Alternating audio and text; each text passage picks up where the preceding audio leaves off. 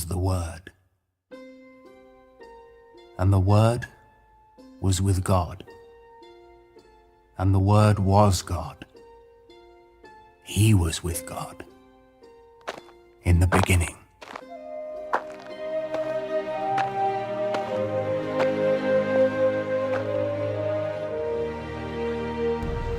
Tama ba ito? Tama ba itong ginagawa ko?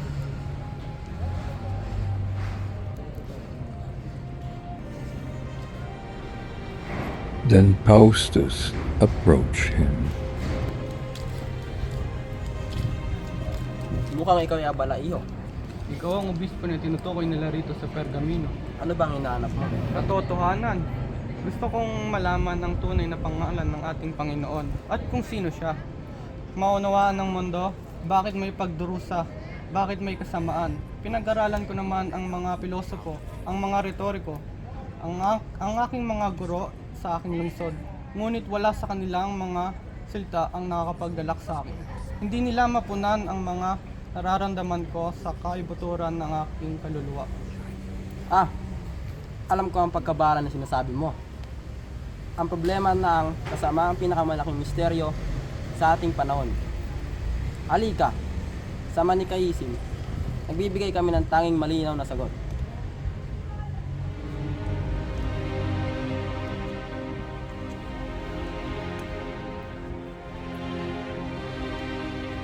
Dito, naniniwala kami na ang daigdig ay pinamamahalaan ng dalawang magkasalungat na pwersa. Liwanag at kadiliman, kabutihan at kasamaan. Dalawang persa? Pero paano mo masasabi na ang kasamaan ay hiwalay sa kabutihan, Faustus? Hindi ba pwedeng magkaroon ng balanse sa pagitan nila? Halika, tayo muna ay umupo.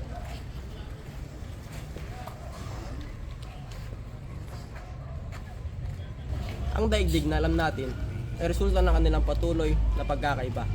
Ang kasamaan ay hindi nilikha ng Diyos, kundi ng mga pwersa ng kadiliman na sumisira sa nilalang.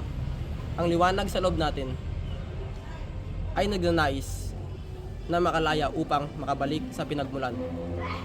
Ang ating mga kaluluwa ay nakulong sa kadiliman at sa pamamagitan ng kalaman, sa pamamagitan ng liwanag, maaari tayong makaiwas. Ang kaalamang ito ba ay isang bagay na maaari kong makamit? Maaari ko bang takasan ang kadiliman ng aking sariling kaluluwa? Makakatulong ba ito sa akin upang... Ulit. Ang kaalamang ito ba ay isang bagay na maaari kong makamit? Maaari ko bang takasan ng kadiliman ng aking sariling kaluluwa? Makakatulong ba ito sa akin na maunawaan kung bakit umiiral ang kasamaan sa mundong ito? Oo anak, ang aming mga aral ay magpapakita sa inyo ng tamang landas sa pamamagitan ng pagyakap sa liwanag at pagtanggi sa materyal ng mundo. Makikita mo ang kapayapaan.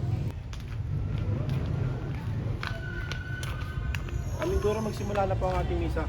Kinakailangan na po kayo para maganda. Sige, sandali lang, tayo kayo babalik rin. Sige po, guro.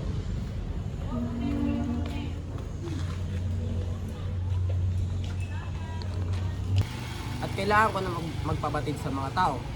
Ikaw ay pumasok sa loob at baka sakaling mahanap mo ang kasagutan sa aking mga ilalahad na kaalaman. Ang katotohanan ay hindi makakamit kung itinataboy ang inyong kalooban. Ito ay tungkol sa pagpapalaya ng inyong kalooban na hindi na natin ang panluwa sa idalisan dahil sa kamangmangan at pagkabilanggo ng ating katawan. Tayo ay naliligaw na landas kapag naunawaan natin ang tunay na kaligtasan ng liwanag. Kapag niyakap nyo ang kaalaman ng mga aral ng inyong kalooban, ay kayo ay may malaya.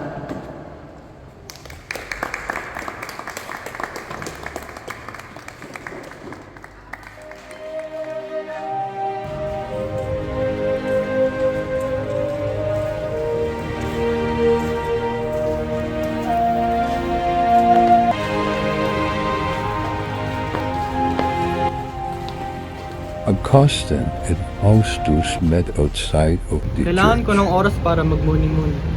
Ngunit hindi ko makakaila na ang mga sinasabi mo ay nakakahikayat. Huwag kang matakot.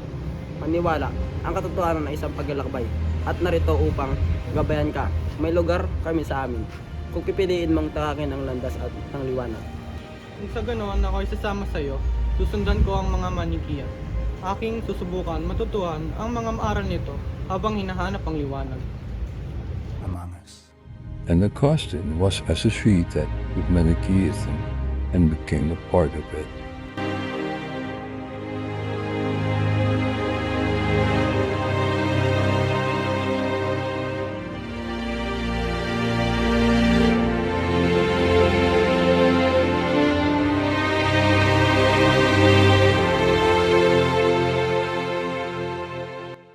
Ako'y nawilis sa pangako ng mga salita at malalalim na kaalaman na tila nagalok ng mas kasiyasiyang paliwanag sa mundo at sa problema ng kasamaan kaysa sa simpleng pananampalataya ng Kristyanismo.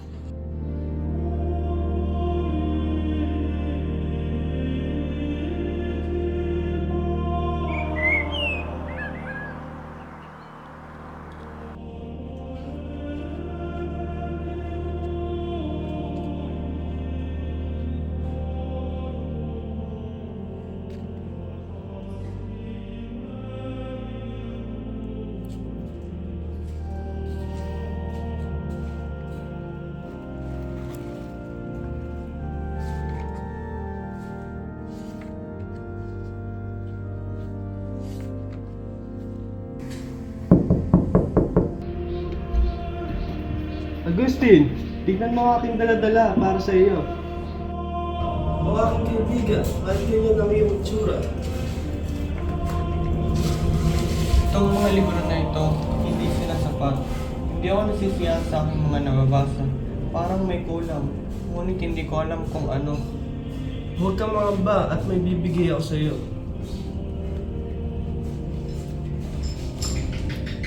Habang nananaliksik ako sa silid na klata ni Victorinos, napukaw nito ang aking mga mata. Wala akong panahon at oras para magbasa ng librong hindi ko alam. Heto at iyong subukan. Pangako sa iyo na makakatulong ito ng lubusan upang makamtan ang pananalig na minimithi mo. Tulad na lang kung paano nabago ng libro na ito ang pananaw ko sa buhay.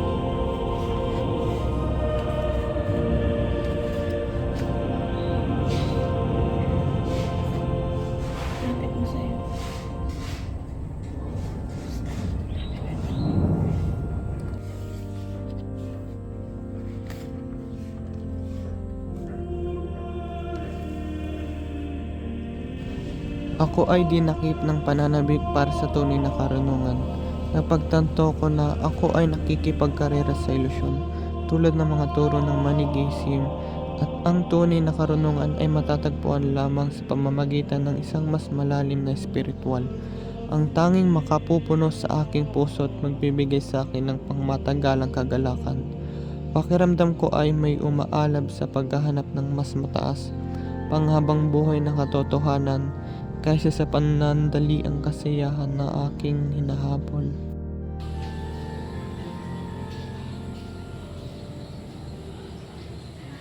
Ina, bakit ikaw nananampalataya sa Diyos na pinabayaan ng anak sa mundong makasalanan?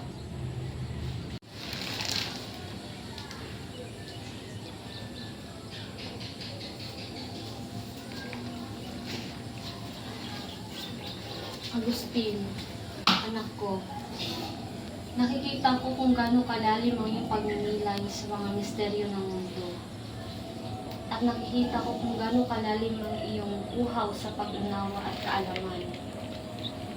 Ngunit natatakot ako na baka ikaw ay patuloy na naghahanap sa mga lugar na nagbibigay lamang sa iyo ng kaligayahan.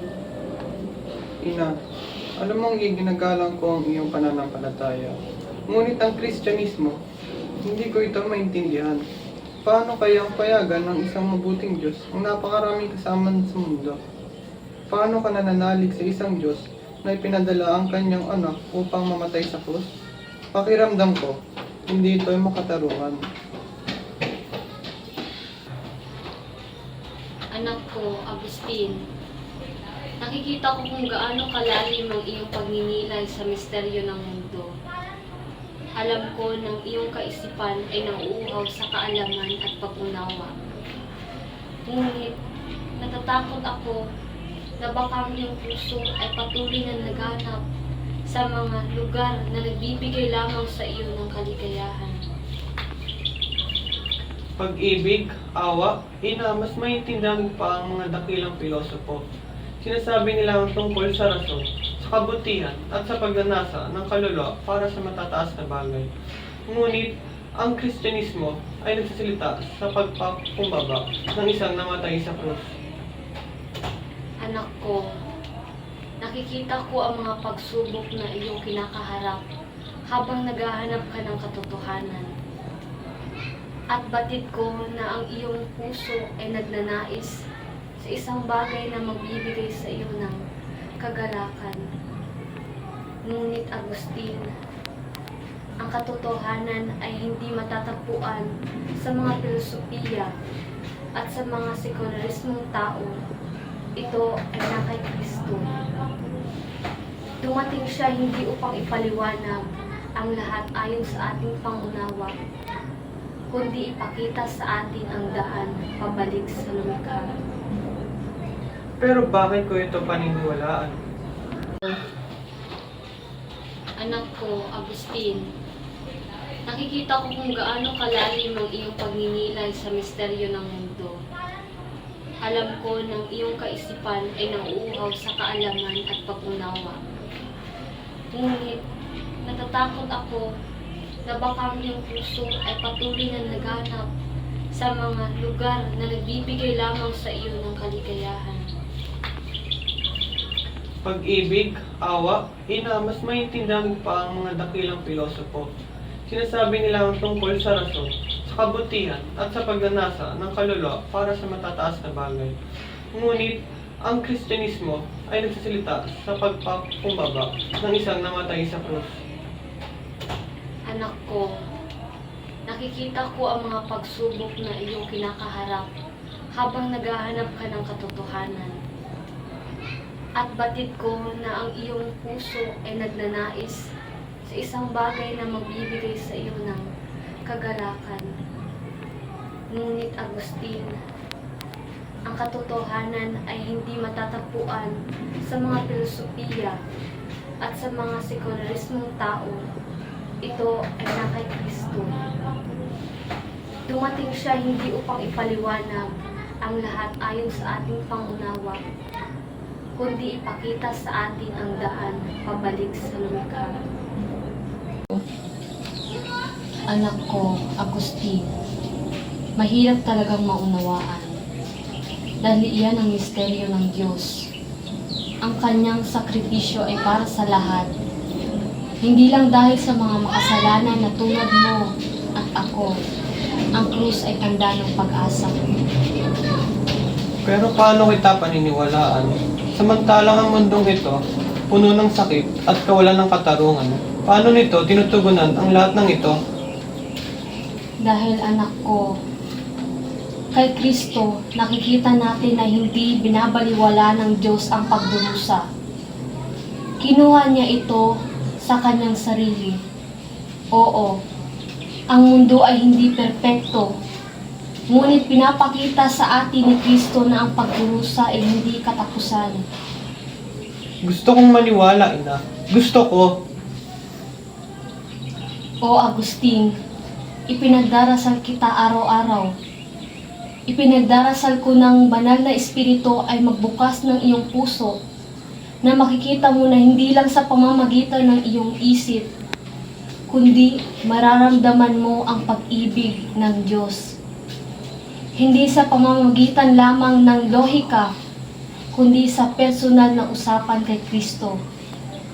Isang relasyon na magbabago sa iyo mula sa loob at panlabas. Pero ina, paano kung hindi ko kayang maniwala? Paano kung hindi ako karapat-dapat magkaroon ng ganong klaseng pananampalataya? Hindi mo kailangan magkaroon ng perpektong pananampalataya, Agustin. Kailangan mo lamang ang kahandaang buksan ang iyong puso upang payagan ang biyaya ng Diyos na pumasok. Tiwala ako na ipapakita niya sa iyo ang daan tulad ng pagpapakita niya sa akin. Alam ko na ipinagdarasal mo ako. Alam ko na naniniwala ka. Sana magkaroon ako ng ganong klase ng katiyakan. Pero ang mundo, ang mga tanong, ang mga ito'y bumabagabag sa akin. Ang mga sagot ay hindi darating ng sabay-sabay, anak. Ngunit makikita ka ng Diyos kung nasaan ka. Magtiwala ka sa Kanya. Hayaan mo siyang gumabay sa iyo. Pag-iisipan ko, ina, ipinapangako ko. Hindi ko kaya magbigay ng sagot ngayon. Ngunit ang mga salita mo ay tumatatak sa aking kalooban. Siguro balang araw, makakakita ako ng kapayapaan tulad ng natagpuan mo. Iyan ang hinihiling ko, anak ko. Maghanap ka at makikita mo. Alam ko ito ang aking puso dahil ito ang saloobin ng Diyos para sa iyo.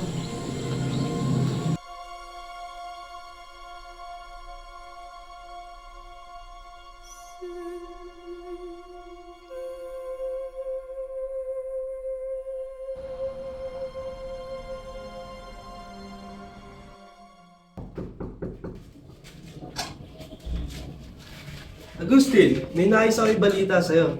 Bakit? Ako ay papunta sa pagtuturuan ko ng retoriko malapit sa simbahan. Mabuti, maaari ka bang dumaan sa simbahan pagkatapos magturo? Para saan? Kung wala naman doon ang aking inahanap. Basta, ikaw ay aking inaasahan.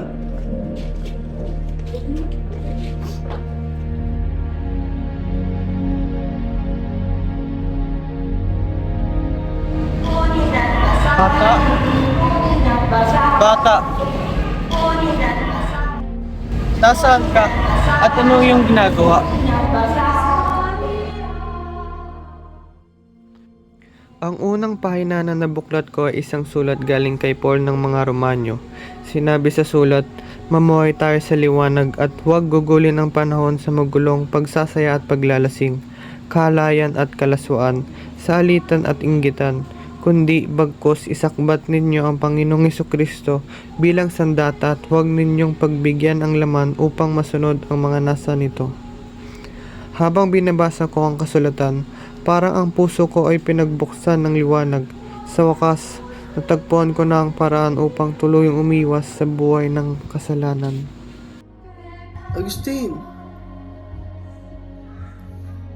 Ano ang iyong ginagawa? At ikay nakaantusay. Alipius, parang natagpuan ko na ang hinahanap ko. Isang bagay na matagal ko nang pinapangarap. Mabuti. At halika na't umuwi dahil tapos na rin ang humilya ni Obispo Ambrose. Pasensya na, Alipius, dahil parang bigla tilang may nangyayari sa akin.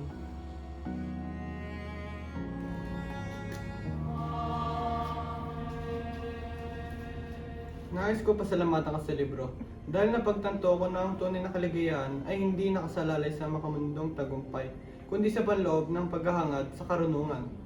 Gayon nga at nais kitang imbitahan na makinig sa pangaral ni Obispo Ambrose. Sasamahan ko kayo. Agustin, baka nandun ang hinahanap mong katotohanan. Tara at sumama tayo sa kaibigan mo. Si Obispo Ambrose, siya isang mangangaral tungkol sa kalikasan ng Panginoon. Tama mo yung ina. Agustin, baka ito na ang hinihintay natin para makamit ang katotohanan. O sige, ako ay sasama at makikinig sa Panginoon mula sa inyo, ina.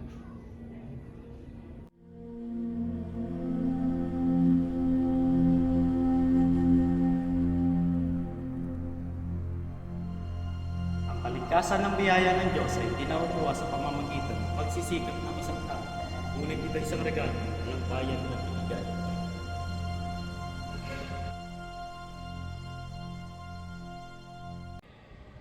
Sundan ang tunay na Diyos, buklay sa isipan ng katotohanan, at sa puso ng kapayapaan, at sa espiritu ng buhay na walang hanggan. Ang karunungan ng tao ay pumapalya, ngunit ang karunungan ng Diyos ay nagdadala sa kaligtasan.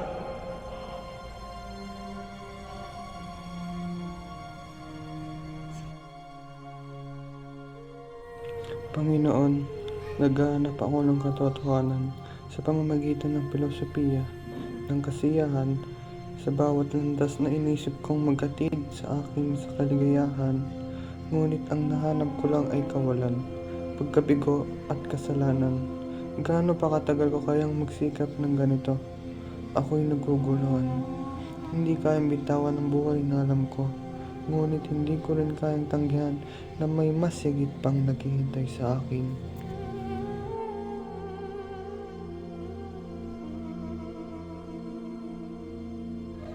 Panginoon, ipakita mo sa akin ang daan. Naliligaw ako, hinahanap ko ang katotohanan sa lahat ng dako. Ngunit ito'y tila lumalayo sa akin. Ano bang dapat kong gawin? Agustin, Panginoon, ikaw ba ito? Agustin, ako ito. Naghahanap ka ng mga kasagutan sa malalayong tao. Ngunit ang natagpuan mo lamang ay mga walang saysay na hamaran at mga hindi matahimik na pagnanasa. Hinahanap mo ang katotohanan sa mundo, sa karunungan ng tao, at sa mga kasiyang panandalian. Ngunit ang hinahanap mo ay hindi matatagpuan doon. Sinubukan ko na, Panginoon. Ako'y naguguluhan sa pagitan ng buhay na alam ko at ng katotoang inanak ko. Ano ang dapat kong gawin? Agustin, ang katotohanan na hinahanap mo ay matatagpuan lamang sa pagsuko. Pagsuko sa akin, pagsuko sa pag-ibig na hindi kailanman matitinag. Nabuhay ka sa laman, hinahanap mo kasiyahan ng iyong mga pagnanasa. Ngunit ngayon ay tinatawag kita na mabuhay sa Espiritu. Iwan mo ang iyong lumang buhay at tanggapin ang bagong buhay na hinahanap ko sa iyo. Hindi ka nag-iisa sa iyong paghihirap sapagkat ako'y palaging naririyan, naghihintay na magbalik loob ka sa akin. Ngunit paano, Panginoon? Ang aking mga pagnanasa ay umihila sa aking pabalik. Sa dilim, sa buhay na alam ko. Ngunit hindi ko nais. Paano ko tunay nasusundan ka? Hindi mo kailangang magbago sa iyong sariling lakas, Agustin. Hindi sa iyong parang ka magbabago, kundi sa aking kapangyarihan. Bibigyan kita ng lakas upang magtagumpay, ng biyaya upang magbago. Ang hinihiling ko lamang ay magtiwala ka sa aking pag-ibig, pagsuko at ako ang gagabay sa iyo. Pagod na ako, Panginoon. Pakiramdam ko'y matagal na akong lumalaban. Hindi ko na alam kung hanggang kailan ko pa kayang magpatuloy ng ganito. Palagi kitang kasama, Agustin. Kahit sa iyong pinakamalalim na paghihirap, hindi kita iniwan. Hindi ka nag-iisa sa iyong paglalakbay. Magtiwala ka sa aking presensya, sapagkat aking gagabayan ka patungo sa kapayapaan. Lumapit ka sa akin at bibigyan kita ng kapahingahan para sa iyong kaluluwa. Panginoon, isinusumpa ko sa iyo. Ipinibigay ko ang aking buhay sa iyo. Gabayan mo ako at susundan kita. Ikaw ay aking anak, Agustin. Pumunta ka na sa kapayapaan, sapagkat ang katotohanan na hinahanap mo ay matatagpuan sa akin. Malaya kang maglakad sa liwanag ng aking pag-ibig.